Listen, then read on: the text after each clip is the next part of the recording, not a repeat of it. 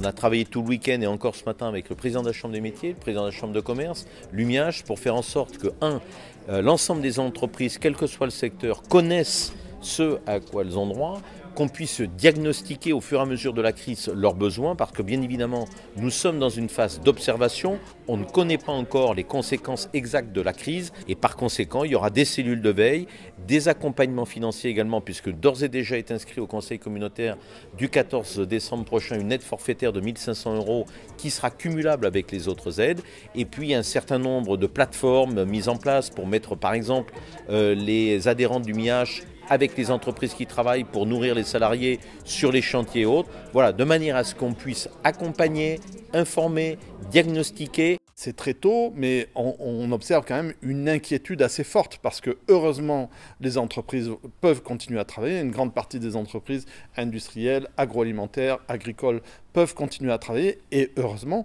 parce qu'on ne peut pas arrêter en permanence l'économie, mais l'économie c'est un tout, c'est systémique. Donc derrière, comment vont évoluer les clients, les marchés, etc. On sait que le contexte actuel va amener une baisse de l'économie, un PIB qui va baisser. À quel niveau? Il est encore bien entendu trop tôt pour le dire. Nous, notre rôle, de façon très humble, avec la CCI du Gard, c'est d'être en réponse pour l'ensemble des questionnements des chefs d'entreprise, les accompagner dans cette période, j'allais dire très tendue, et les accompagner dans la phase de redémarrage qui ne manquera pas de se passer le plus tôt possible, je l'espère. J'en suis à près de 860 000 € d'aide directe. Il y aura bien sûr malheureusement des conséquences sur le budget de l'agglomération, puisque le budget de l'agglomération est alimenté par la CFE et par le versement transport qui est directement lié à l'activité économique.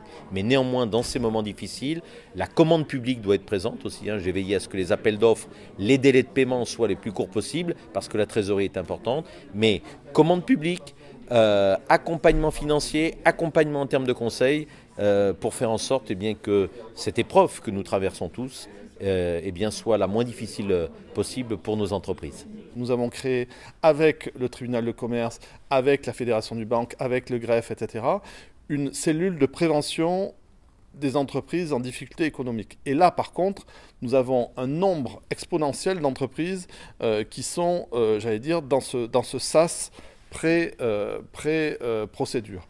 Là, c'est très important. Je pense malheureusement que l'on ne mesurera les effets, les impacts, qu'à la fin, on va dire, fin du premier trimestre 2021, voire fin du premier semestre 2021, parce qu'il y a forcément un effet retard par rapport à ça, et les entreprises vont essayer au maximum de résister, et malheureusement, c'est dans quelques mois qu'on aura les résultats, cet impact qui va exister, il ne faut pas se voiler la face, ça va malheureusement être compliqué pour un certain nombre d'entreprises.